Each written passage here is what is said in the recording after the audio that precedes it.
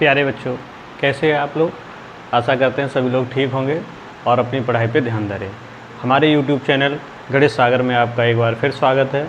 और यदि आप हमारे चैनल पे नए हैं तो चैनल को सब्सक्राइब करें, लाइक करें, शेयर करें और अपनी समस्याओं को कमेंट के माध्यम से हमें बता भी सकते हैं, जिससे हम आपके कमेंट में आई हुई समस्याओं के ऊपर वीडियो जल्द से जल्द आपको प्राप्त करा सकें। ठीक है, तो आप लोग आज हमने फर्स्ट पार्ट में वीडियो में पढ़ा था समांतर श्रेणी, और उसमें हमने समांतर श्रेणी के n पदों का जो है nवां पद निकालना सीखा था। जैसे nवां पद कैसे निकालेंगे, 10वां पद कैसे निकालेंगे, 20वां पद कैसे निकालेंगे। आज हम लोग पढ़ने वाले हैं समांतर श्रेणी के n पदों का योगफल, और उसमें जो पहला सूत्र आता है Sn बराबर n/2 into 2a + n - 1 into D, और इसका दूसरा फॉर्मूला है Sn बराबर n/2 इंटू a + l। अब देखो यहाँ पे ये समझना है ये फॉर्मूला कब कौन सा हमें लगाना है। जैसे आपको दिया गया है n यहाँ पे क्या है, पदों की संख्या, a क्या है प्रथम पद, और d क्या है सर्वांतर, और l क्या है अंतिम पद। जब हमें अंतिम पद पता हो और पहला पद पता हो और पदों की संख्या, तीन चीज़ें पता हो, तो हमें सूत्र के माध्यम से आसानी से उस श्रेणी के जितने भी पदों का योगफल हमसे कहा जाएगा, हम उसका पदों का योगफल निकाल देंगे। जैसे मान लो आपको कोई एक श्रेणी दी जाए 1 से लेकर 100 तक की संख्याओं का योग। अब देखो इसे हम कैसे ज्ञात करेंगे। हमें पता है इसका प्रथम पद कितना है 1, अंतिम पद कितना है 100, ठीक है। और यहाँ पे सर्वांतर की हमें कोई ज़रूरत ही नहीं है। पदों की संख्या देखो कितनी होगी, 1 से लेके 100 तक है, तो n बराबर हो गया 100।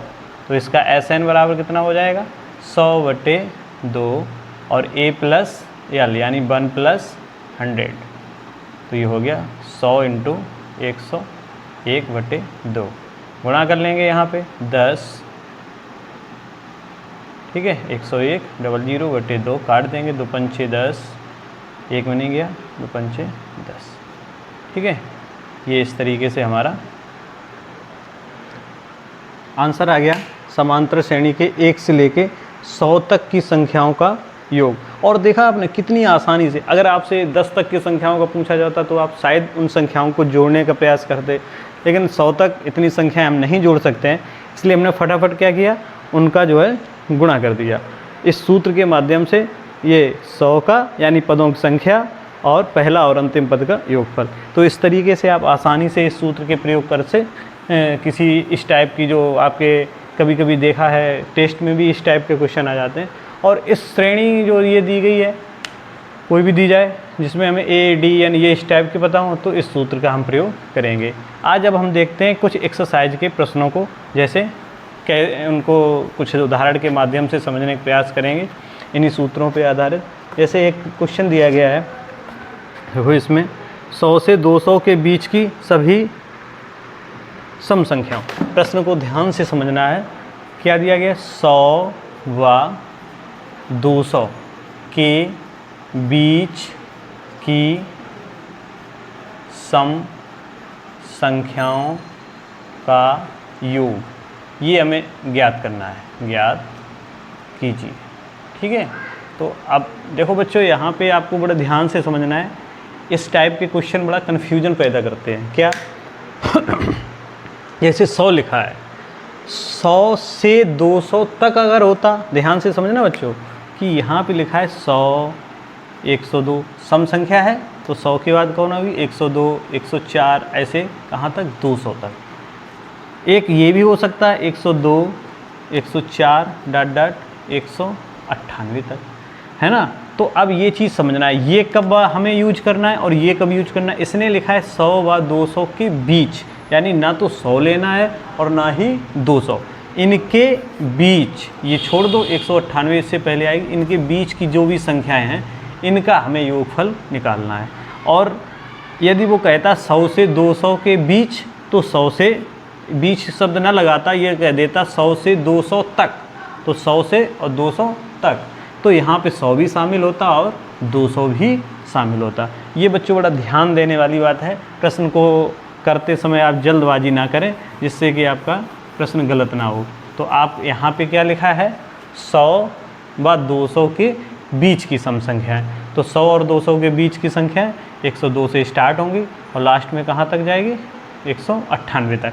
अब यहाँ पे एक देखो ये भी है कि अभी हमने जो एग्जाम्पल समझा था उसमें देखा था कि 1 से 100 तक तो कोई संख्या छूटी नहीं थी, काउंटिंग पूरी थी। यहाँ पे पदों की संख्या आपकी गड़बड़ हो सकती है। तो इसके लिए हम तो आपको कहेंगे कि आप ये सोच लीजिए 100 के बाद 101 से लेके और 200 तक अगर देखा जाए तो 100 पद हुए जाके, और 200 पद जो 100 पद हुए उसमें 50 सम होंगे और 50 विषम होंगे।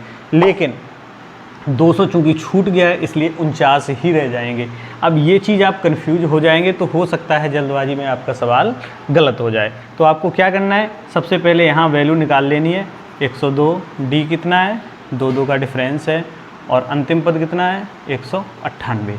तो हम सबसे पहले ये लगा देंगे टी n यानी एनवा पद, n अगर श्रेणी में जैसे जो भी अंतिम पद होता है वही लगभग एनवा मान लेते हैं, क्योंकि n में जैसे 10 पद है तो 10वां ही क्या है अंतिम है। तो इस तरीके से इस सूत्र को हम जो पिछली के वीडियो में हमने देखा था उस सूत्र का हम प्रयोग करेंगे। तो l की जगह 198, a की जगह 102 और n की जगह हमें पता नहीं और d की जगह 2 का प्रयोग करेंगे। तो 198 बराबर 102 और ये गुणा कर दें, या आप ऐसा 102 को इस साइड ले आए तो यहाँ क्या बचा 2n माइनस 2। तो ये हो कितना बचा, देखो 8 से 2 गया 6, 19 से 10 गया 9, 96 बराबर ये ऋण के जो 2 थे इस साइड लाओ, प्लस के 2 बराबर 2n। तो 2n बराबर हो गया 98, तो n बराबर 49। देखो पदों की संख्या कितनी आ गई 49। अब ये जल्दबाजी में आपने अगर 50 कर ली तो आपका उत्तर गलत हो जाएगा। तो बच्चों ये ध्यान रखना है हमें।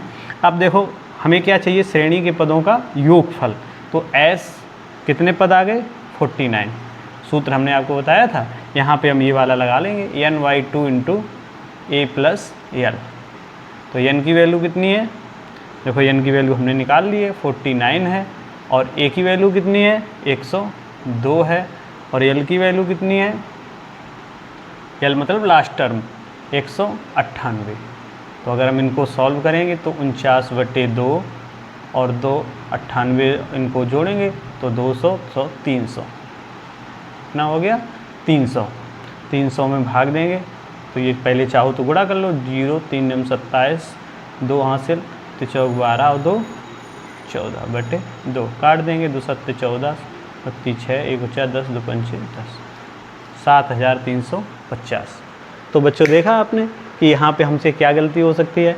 एक तो गलती ये हो सकती है कि हमें पहले सवाल को ध्यान से कम 2 बार पढ़ लेना है, क्योंकि जल्दबाजी में जैसे आपने कहा 100 से 200 तक, तो ये 100 से 200 तक अलग सवाल है, 100 व 200 के बीच तक अलग सवाल है, 100 और 200 के बीच में और 100 से 200 तक के में क्या अंतर आ रहा है, पदों की संख्या का, प्रथम पद चेंज हो जाएगा, अंतिम पद चेंज हो जाएगा, है ना।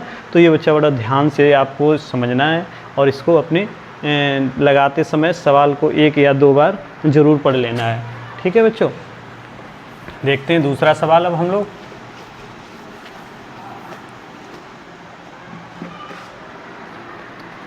जैसे मान लो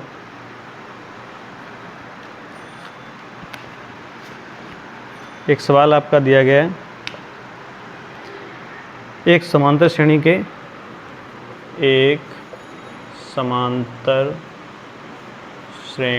के 15 पदों का योगफल 0 है, योग 0 है।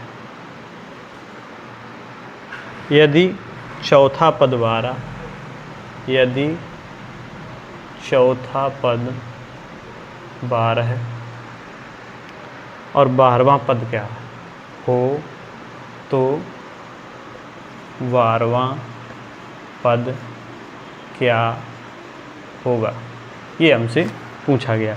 तो देखो बच्चों यहाँ पे हमें क्या बताया गया है कि श्रेणी के 15 पदों का योगफल कितना है 0। तो यहाँ पे हमें S15 बराबर दिया गया है 0, और क्या दिया गया है T मतलब टर्म यानी चौथा पद, S मतलब सम यानी जोड़ना, 15 पदों का योगफल कितना है 12। अब देखो S15 को हम कैसे लिख सकते हैं, n की जगह पे तो हमें पता ही है 15/2 into 2a plus 15 - 1 into d = 0। T4 को कैसे लिख सकते हैं, a प्लस 3d बराबर 12। तो यहाँ से देखो बच्चों कितना आ गया, ये 15/2 इधर भेज दें तो ये हो गया 2a + 14, 15 से 1 गया 14, d बराबर 0। तो a + 3d ये तो दिया ही गया है, 3d बराबर कितना है 12। तो यहाँ से अगर हम 2 का भाग दे दें तो a + 7d = 0। ये समीकरण 1 और ये समीकरण 2। तो समीकरण 1 व 2 को समीकरण 1 व 2 को हल करने पर, तो बच्चों देखो इसे कैसे हल करेंगे। आपने इसके लिए कुछ विधियां पढ़ी हुई हैं, उन विधियों का आप प्रयोग कर सकते हैं, जैसे विलोपन विधि, प्रतिस्थापन विधि, बीजगुणनखंड विधि, इन विधियों का आप प्रयोग कर सकते हैं। यहाँ पे हमने देखो लिख दिया, यहाँ पे विलोपन विधि का हम प्रयोग कर रहे हैं घटाने पर। तो ये कट गया, 7 से 3 गया 4, 0 से 12 गया -12, d बराबर -3। ये d की वैल्यू आ गई। समीकरण 1 में रख दें, समीकरण 1 में d का मान रखने पर, जब ये मान रखेंगे तो कितना आ जाएगा, a + 7 × d की जगह -3, a बराबर 7 × 21, ये आ गया a का मान। अब हमसे क्या पूछा गया है, चौथा पद 12 हो तो 12वां पद, तो t12, a + कितना हो जाएगा 11d। a का वैल्यू कितना है 21, d की वैल्यू कितनी है -3। सॉल्व करेंगे, 21 11 × 33 बराबर 21 से 33 गया तो कितना बचेगा बताओ भाई, -12। ठीक है, तो इस तरीके से देखो बच्चों, ये भी एक प्रश्न था। हमें अब जो हमारे पास प्रश्न आएंगे, जैसे अभी एक हमने इससे पहले लगाया था कि 100 से 1 से लेकर 100 तक, या कोई ऐसा सवाल आ जाता है 100 और 200 के बीच में, उसमें हम श्रेणी बनाते हैं और जितने भी पदों का योगफल कहा जाए वो निकाल लेते हैं। कुछ सवाल ऐसे होंगे जिसमें कुछ दिया जाएगा, आपको कुछ शर्तें दे दी जाएंगी। ठीक है बच्चों, अब उन शर्तों के माध्यम से आप AD का मान निकालेंगे और फिर जो भी पूछा, यहाँ 12 पदों का जो है 12वां पद पूछा गया था, हो सकता है 12 पदों का योगफल पूछ दिया जाए, है ना। तो इस तरीके से कुछ प्रश्न आपके आ सकते हैं। आप इससे जुड़े हुए प्रश्नों को लगाने का प्रयास करें, और हमारा कॉन्सेप्ट यदि आपको किसी भी प्रकार से मदद करता है तो हमारे ये चैनल को आप सब्सक्राइब कीजिएगा और आगे बताइएगा किस टाइप के आपको वीडियो चाहिए। हम उन समस्याओं पर आधारित वीडियो बना के आपको प्राप्त करा देंगे। आपको हमारा वीडियो कैसा लगा कमेंट बॉक्स में बताइएगा। हमारे चैनल को सब्सक्राइब ज़रूर कीजिएगा। धन्यवाद।